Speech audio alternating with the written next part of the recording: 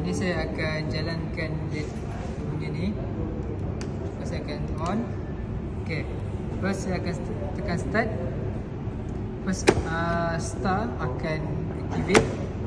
Dan selepas 0.5 saat start data pula yang akan activate dan dia akan bagi signal ke sini.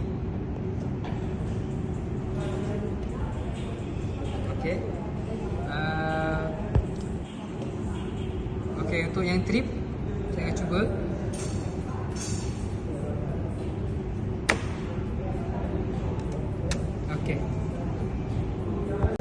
Okay, untuk testing motor, first kali kita kena onkan MCB 30 ni dan tekan push button. Lepas tekan push button, contactor main dan contactor start akan berjalan dulu, kira akan trigger. Dan lepas timer trigger signal pada contactor data, dia akan berfungsi. Okay, mari kita tengok. First turn on push button. Okay, saya dah on sana. Okay, turn on push button. Okay. Contactor main dan start hidup. Lepas beberapa second, contactor delta pula yang akan trigger dan lampu nyala.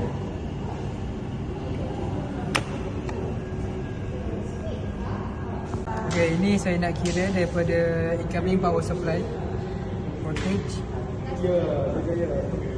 Okay, 414.7. Ini untuk red yang yellow. Okay, yang ni untuk yellow and blue.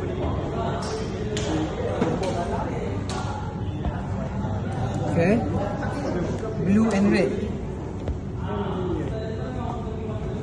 Okay. Kira phase voltage, which is kita kena ambil satu panel neutral antara phase live dengan neutral. Dia akan dapat 200 something. So kita cari satu neutral. Okay, seperti kita lihat kita dapat 236.5, which is single phase. Okay, sekarang ni kita nak check untuk speed motor. Okay. Okay, now kita dapat 3249.9. Ni untuk start. Okay, data punya kita dapat 159.9. Untuk cara untuk kira line voltage incoming motor, incoming motor berada dekat sini.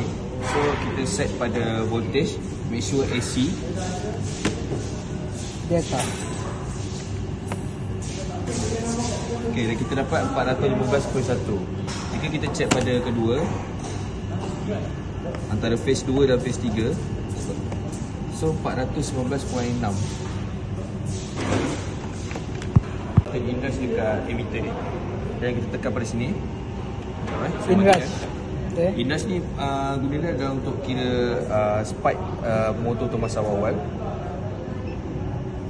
Okay, dah inrush. Okay, kosong. Okay, bila dia tekan 15.8. Start. Data. Okay, untuk kira current, which is kita kena select knob ni pada ampere. Ampere make sure AC. Dan kita touch pada satu wire. Kita dapat lihat 2.86 ampere untuk phase ni. Untuk cara untuk kira line voltage incoming motor, incoming motor berada dekat sini. So kita set pada voltage, make sure AC. Data. Okay, dan kita dapat 415.1. Jika kita check pada kedua, antara phase 2 dan phase 3, so 419.6. Okay, untuk kira current, which is kita kena select knob ni pada ampere. Ampere make sure AC.